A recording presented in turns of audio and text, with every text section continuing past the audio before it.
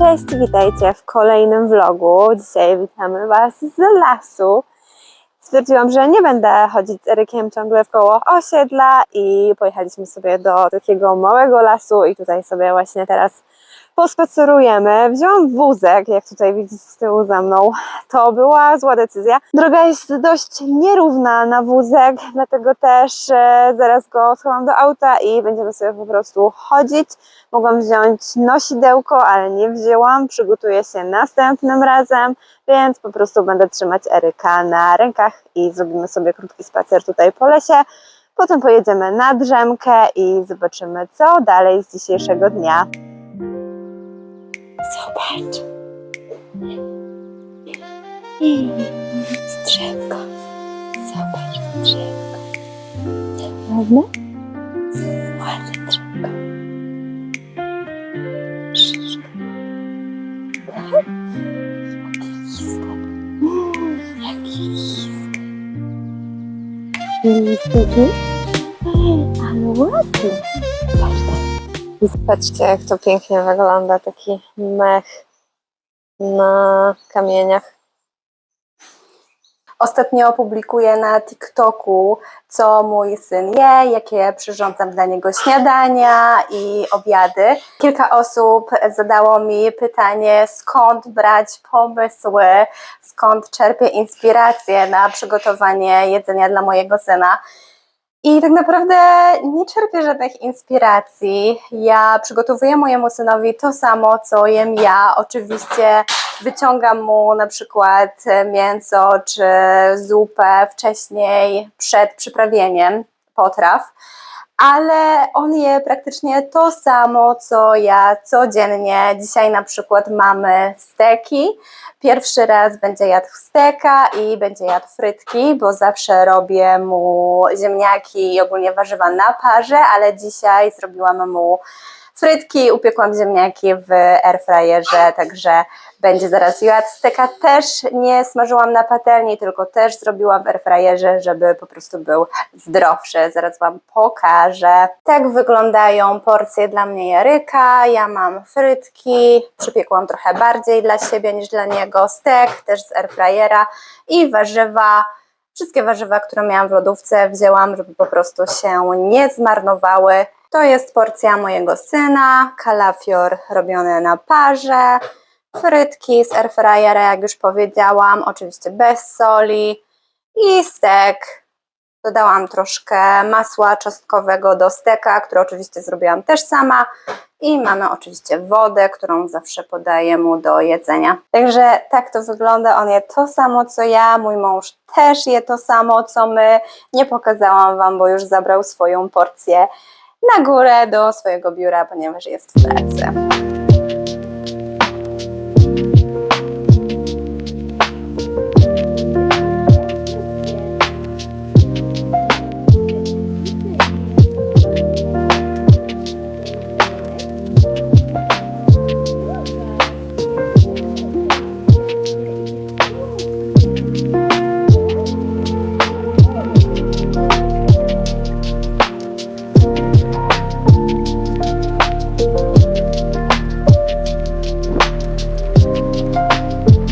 Wczoraj mieliśmy spacer po lesie, a dzisiaj jesteśmy nad morzem.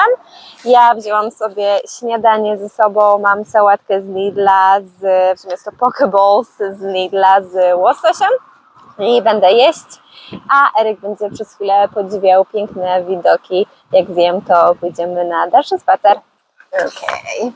Zbieram sałat. Straszny wiatr, więc wszystko po prostu mi leci. Tak wygląda pokeball z Lidla. Tutaj mamy sos sojowy w środku.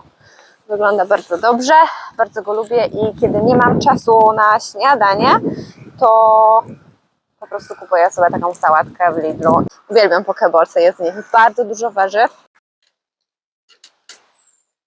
To jest nasza ścieżka i tak, albo idziemy kałużą, która jest dosyć głęboka, albo idziemy błotem. Dobra, idziemy kałużą. Moje buty są całe mokre, więc dzisiaj będzie pranie. Tutaj kiedyś było gniazdo łabędzi ale wspaniali nastolatkowie stwierdzili, że te łabędzie im przeszkadzają i zabili jednego z nich, strzelając z procy. Niestety. Także nie ma tych łabędzi. Mama z małymi łabędziami została przeniesiona w całkowicie inne miejsce, które będzie bezpieczne dla niej i dla ich dzieci. Na szczęście, bo nie wyobrażam sobie w ogóle, jak można coś takiego zrobić. Ludzie są okropni, okropni. Mówi się, żeby zabezpieczyć miejsca przed zwierzętami, bo robią szkody, ale jeśli mam być szczera, to największe szkody wyrządzają ludzie, a nie zwierzęta. Tutaj ma ktoś przepiękny domek. Ten domek wygląda jak z czasów średniowiecza, a może nie jest ze średniowiecznej epoki, ale jak dla mnie tak wygląda. Tutaj w Anglii jest bardzo dużo takich starych wiosek właśnie z okresu średniowiecza. Niedaleko mnie jest też taka wioska, postaram się Was zabrać. Jest ona przepiękna i zachowała swój średniowieczny urok.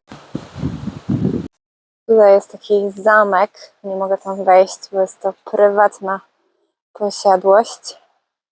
O, to jest ten zamek i tutaj są apartamenty na wynajem. Wygląda przepięknie.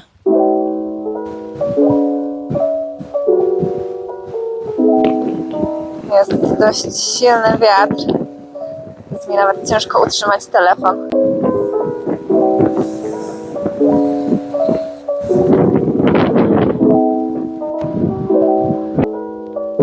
Chciałam do Was pogadać podczas jedzenia mojego śniadania, ale był bardzo, bardzo silny wiatr, więc stwierdziłam, że pewnie nic nie będzie słychać, także szybko do Was pogadam teraz i wracam z Erykiem na jego drugą drzemkę. Zauważyłam, że jest tutaj dość sporo aut, w sumie osób, które parkują auta na tym parkingu, na którym jesteśmy teraz.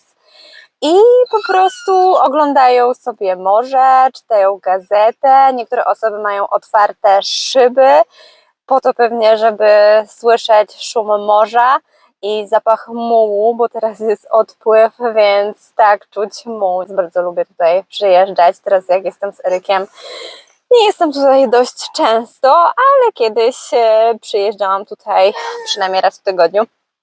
Także stwierdziłam, że zabiorę tutaj teraz Eryka, bo zazwyczaj chodzimy w koło osiedla, w koło okolicy, której mieszkam. I już się nam trochę znudziło, więc stwierdziłam, że zabiorę go w jakieś nowe miejsce.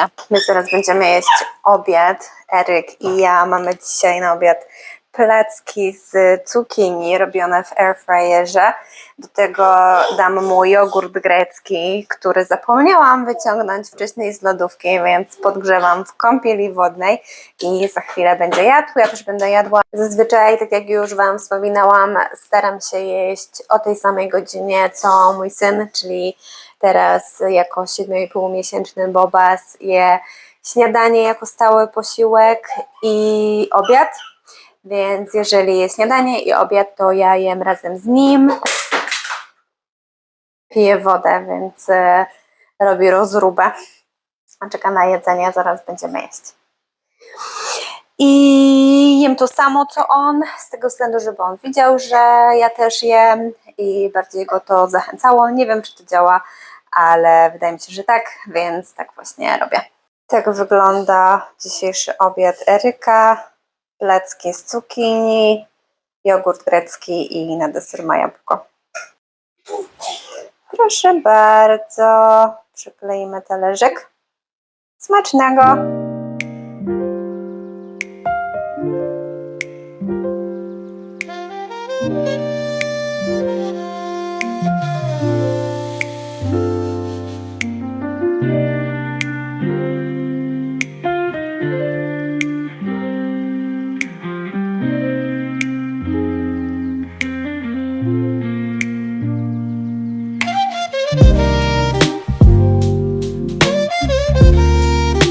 Ja właśnie idę do lekarza.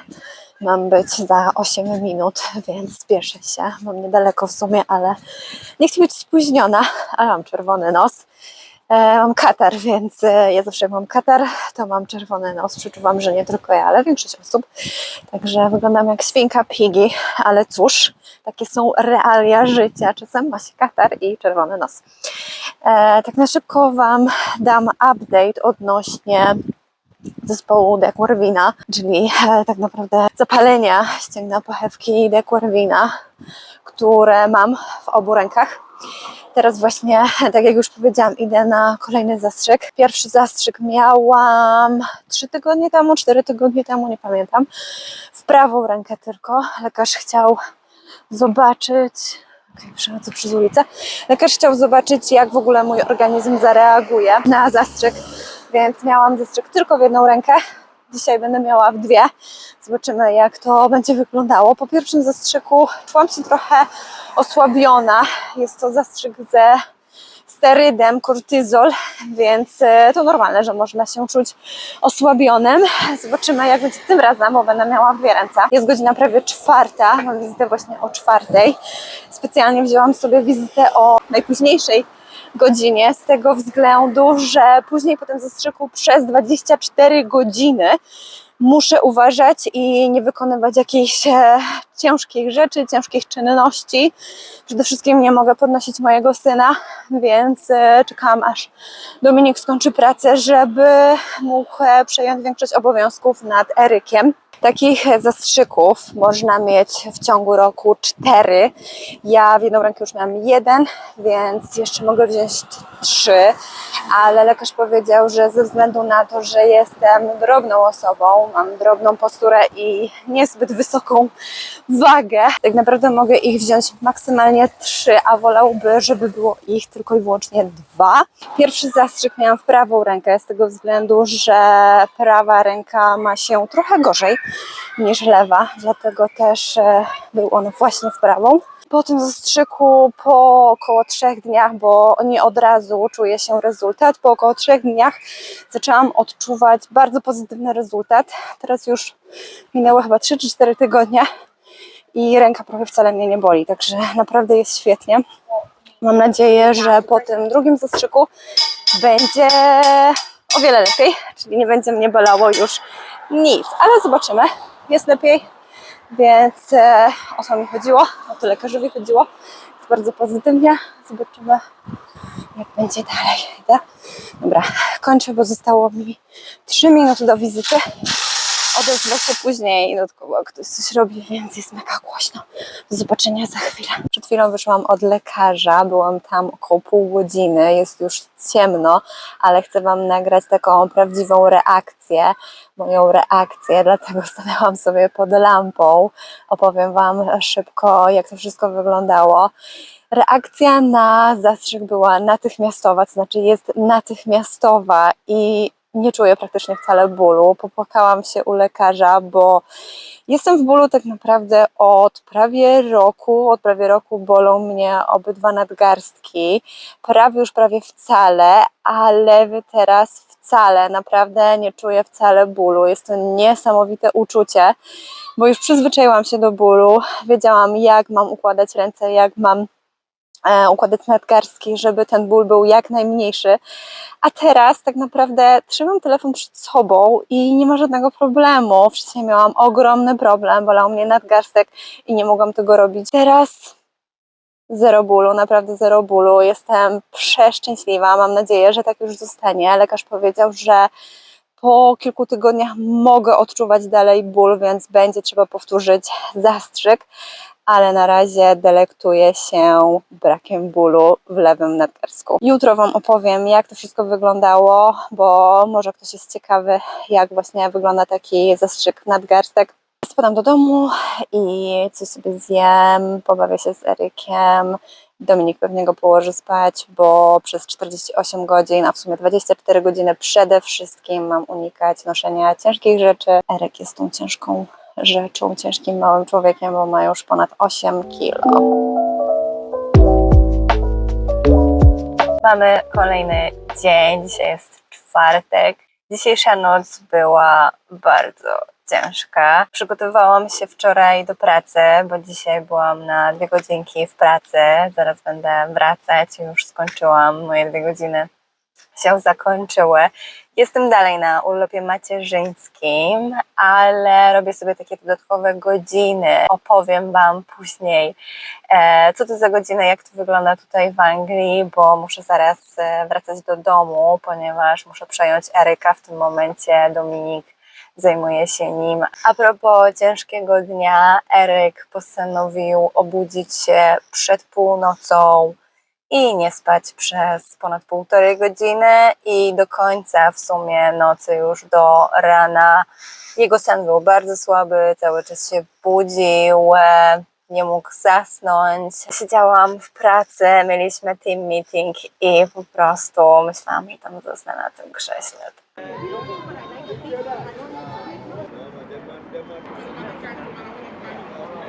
Byliśmy z Erykiem na targu takim rybnym. W sumie nie tylko ryby tam sprzedają, ale ja poszłam głównie po ryby, więc powiedzmy, że jest to targ rybny i właśnie wracamy. Kupiłam Erykowi kilka krewetek, świeżych krewetek, żeby sobie mógł spróbować. Będzie je jadł po raz pierwszy. Kupiłam jeszcze... Światło jest takie średnie. O. Kupiłam jeszcze 2 steki z łososia dla mnie i dla Dominika. Idziemy teraz z Erykiem do parku, tutaj w centrum w Southampton, czyli w mieście, w którym mieszkam, jak już wiecie z mojego pierwszego vloga. Jest to miasto, z którego Titanic wypłynął, zaczął swoją podróż. Pójdziemy do parku, Eryk go bardzo lubi, bo jest tutaj bardzo zielono, jest dużo drzew, a on uwielbia zieleń, uwielbia liście drzewa, więc mam nadzieję, że będzie zachwycony. Byłam w polskim sklepie, bo potrzebowałam makaron do mojego obiadu, a w pobliżu był polski sklep, więc stwierdziłam, że nie będę szła jakoś super daleko, skoro mam ten sklep w pobliżu. I nie wiem, jak czują się osoby, które mieszkają za granicą i chodzą do polskiego sklepu. Dajcie mi znać, jeżeli są tu na moim kanale jakieś osoby, które mieszkają na przykład w Wielkiej Brytanii i chodzą do polskiego sklepu, jak się czujecie, bo ja czuję się dziwnie, to znaczy w tym sklepie, bo nie w każdym tak jest, ale na przykład w tym, tutaj w centrum, w Southampton, była jakaś tragedia. Zazwyczaj jak chodzę do sklepu tutaj, do angielskich sklepów, na przykład do Lidla, to jest tak, że jeżeli widzą kobiety z wózkiem, to przepuszczają, ludzie uśmiechają się do wszystkich, nie tylko do kobiety z wózkiem, z dzieckiem. Ale mam wrażenie, że jest taka trochę większa kultura. Teraz byłam tutaj, chciałam wejść z wózkiem, było bardzo dużo ludzi w sklepie. Drzwi nie były takie automatyczne i chciałam sobie otworzyć. Wszyscy patrzą na mnie, bo widziałam przez szybę drzwi. Patrzą na mnie i w ogóle nie pomogli mi otworzyć drzwi. Ja wiem, że nie ma takiego obowiązku, że muszą to robić, że trzeba otworzyć osobie czy tam kobiecie z wózkiem drzwi. Ale wydaje mi się, że jakaś taka kultura, nie wiem, ja bym pomogła. I tak, otworzyłam te drzwi i czajcie to, że pan sobie wyszedł przez te drzwi. Ja trzymam po prostu, ledwo daję radę, bo te drzwi dość ciężko się otwierały, były dość ciężkie. Jeszcze mam w drugiej ręce wózek, w sensie pcham tą rączkę od wózka, a pan sobie po prostu wychodzi. Tak jak gdyby nigdy nic, tak jakbym mu drzwi otworzyła. What the heck? Jestem w tym sklepie, mówię przepraszam, bo stoi oczywiście pan na środku, nie mogę się zmieścić z wózkiem. Pan popatrzył na mnie, jakbym nie wiem, co mu zrobiła i szedł. Pani kasjerka, w ogóle ja mówię dzień dobry, a ona zero. Ja używam dziękuję, proszę, ona w ogóle się do mnie nie odzywa, kompletnie nic. Kasowała mi ten makaron, powiedziała cenę i stoi, w ogóle ma gdzieś. Mówię dziękuję, ona nic, mówię do widzenia, ona nic. Masakra jakaś, nie wiem o co chodzi. Oczywiście, tak jak mówię, nie w każdym polskim sklepie tak jest, bo obok mnie mam taki swój polski sklep, do którego czasem chodzę, kupuję rzeczy. To panie są bardzo miłe, a tutaj to była jakaś katastrofa, naprawdę nie wiem o co chodzi. Może ktoś jest ciekawy, za taki makaron czarniecki, tagliatelle zapłaciłam w polskim sklepie 2,79 funtów brytyjskich. Nie wiem, czy to dużo, czy to mało, sami powiedzcie. Dajcie znać, ile kosztuje w Polsce taki sam makaron. Czemu nie jesz? Dzisiaj Eryk nie jest zainteresowany samodzielnym jedzeniem. Wczoraj ładnie brał w ręce, a dzisiaj nie masz ochoty, tak? Więc muszę go karmić łyżeczką. Tak jak Wam wspominałam, byłam dzisiaj w pracy na 2 godziny tylko, ale jednak. I dlaczego byłam w pracy, będąc na urlopie macierzyńskim? Tutaj w Anglii jest tak, że można pójść do pracy na maksymalnie 10 dni, będąc wciąż na urlopie macierzyńskim bądź rodzicielskim, czyli takim dzielonym urlopie kobiety z mężczyzną, ponieważ takowy jest możliwy tutaj w Anglii. Tylko że będąc na urlopie rodzicielskim, wtedy oczywiście wybiera, to znaczy idzie do pracy na maksymalnie 10 dni kobieta, jak również mężczyzna, ale wtedy właśnie jest 20 godzin, czyli kobieta ma 10 i mężczyzna ma również 10 dni, nie godzin. Osoba, która jest na urlopie rodzicielskim bądź kobieta na macierzyńskim, musi wyrazić chęć, jak również pracodawca, czyli obie strony muszą się po prostu zgodzić. Pracodawca nie może wymusić, żeby pracownik przyszedł do pracy, będąc na urlopie macierzyńskim czy na urlopie rodzicielskim. Oczywiście za te godziny się dodatkowo płaci, czyli dalej pobiera się urlop macierzyński, to znaczy pieniądze za urlop macierzyński czy też urlop rodzicielski i ma się dodatkowo płacone za te 10 dni. Nie może być to niżej niż minimalna krajowa. Pracownik razem z pracodawcą dogaduje się, kiedy przyjdzie, na ile godzin przyjdzie. Wiadomo, tak jak powiedziałam, maksymalnie 10 dni w przeciągu całego urlopu macierzyńskiego bądź urlopu rodzicielskiego. Ale wygląda to tak, że podam Wam na przykładzie. Ja dzisiaj byłam 2 godziny tylko, ale będę miała płacone za cały dzień. Czyli nieważne na jak długo przyjdziemy w danym dniu, czy będzie to 3 godziny, czy będzie to 2 godziny, czy będzie to 7 godzin, mamy płacone za cały dzień i ten dzień, nieważne jak długo będziemy w tej pracy, on jest liczony jako jeden pełny dzień z tych Keep in Touch Days. Czyli jeżeli ja dzisiaj byłam... Tak, dokładnie tak. Czyli ja dzisiaj byłam na 2 godziny i zużyłam już ten jeden dzień. Wzięłam już ten jeden dzień, zostało mi 9 dni tych Keep in Touch Days, kiedy mogę przyjść do pracy i po prostu pracować. Tutaj pracodawca decyduje, jakie jest to wynagrodzenie, bo nie musi to być tyle, ile ma się normalnie na godzinę na umowie, ale może być to inna kwota, więc tak to wygląda. Nie wiem, czy coś jeszcze. W sumie tyle z takich ogółów tych Keep in Touch Days. Dlatego właśnie byłam dzisiaj w pracy. Moja menedżerka zapytała, czy nie mogłabym przyjść, bo mamy team meeting, jak już Wam powiedziałam, i byłoby fajnie, żebym po prostu sobie z nimi pogadała, dowiedziała się, jakie zmiany zostały wprowadzone. Wiadomo, przez 2 godziny wiele nie zrobię, ale fajnie było zobaczyć mój team, dowiedzieć się różnych ciekawych rzeczy, nowych rzeczy, które zostały wprowadzone, nowe zmiany. Także było bardzo fajnie.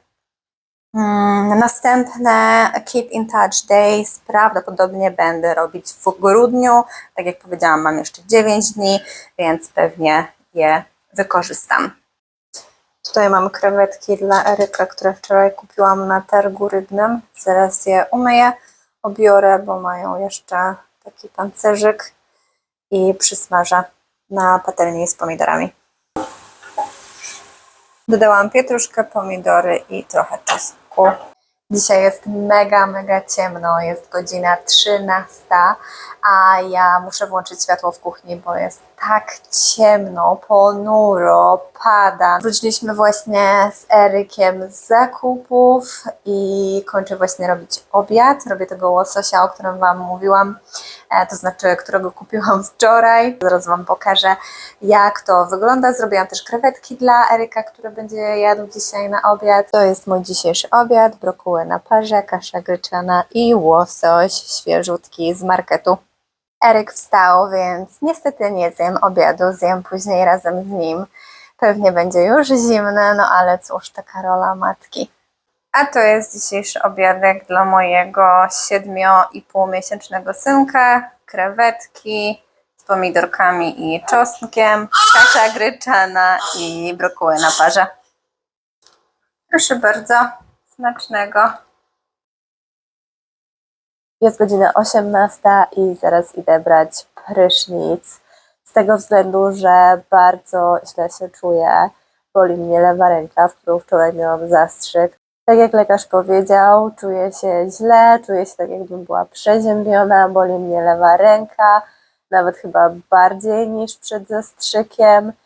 I mam nadzieję, że maksymalnie 48 godzin i to wszystko przejdzie. Kilka osób w wiadomości prywatnej pytało mnie, jak silny jest mój ból nadgarstków. Już wyjaśniam. Zdarzają się dni, kiedy nie jestem w stanie utrzymać łyżki do zupy, czy po prostu zjeść normalnie obiadu lub też innego dania.